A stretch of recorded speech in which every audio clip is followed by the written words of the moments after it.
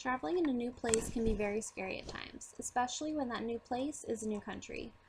Today I'm going to tell you guys about 3 different ways you can travel in Turkey.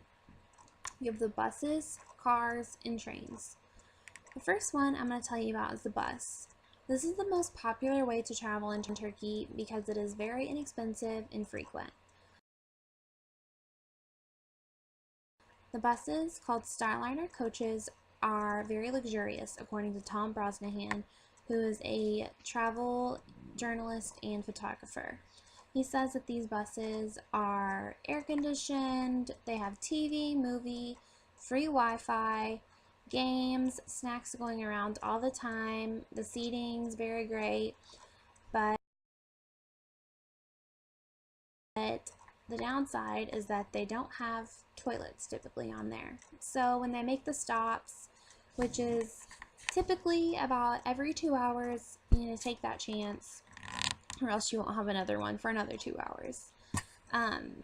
Something that's really cool about these buses is that they do travel not only across the country but to other countries such as Greece and Bulgaria. So if one day you wanted to travel to Greece, you can get on one of those buses and you don't really have to get them in advance. That's another great thing about it.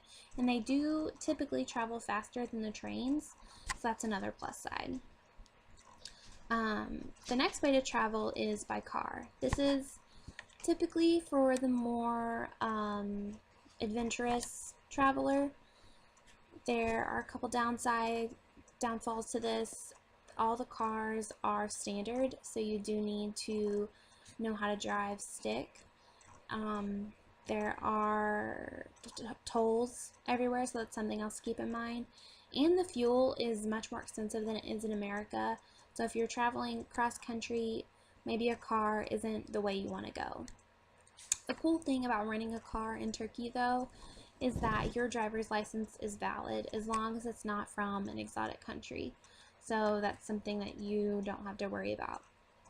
And according to Robin Eckert, who is a food and travel journalist, she prefers this way because of the vast open roads, and you can stop whenever you want, which is something that you can't do when you're driving or riding on a bus or a train. And you can stop if you see somewhere you want to go, you can stop right there and go. But she did say to avoid the very big cities because traffic does get built up and Turkish people are quite impatient drivers. The last way to travel is by train. This is another popular way to travel in Turkey. Currently, according to Rail Europe, they say that they are improving some of the railroads near Bulgaria, so they don't really go up there at the moment, but so that is it is limited. And they are a little bit pricier, but they do connect the major countries, which is a plus side. They, as I said before, they do run a little bit slower, so doing something like maybe a night train is good because they do have these sleep carriages that you can get in. So that is definitely a plus side. And currently all travel to Iraq by train is suspended, so that's something to keep in mind.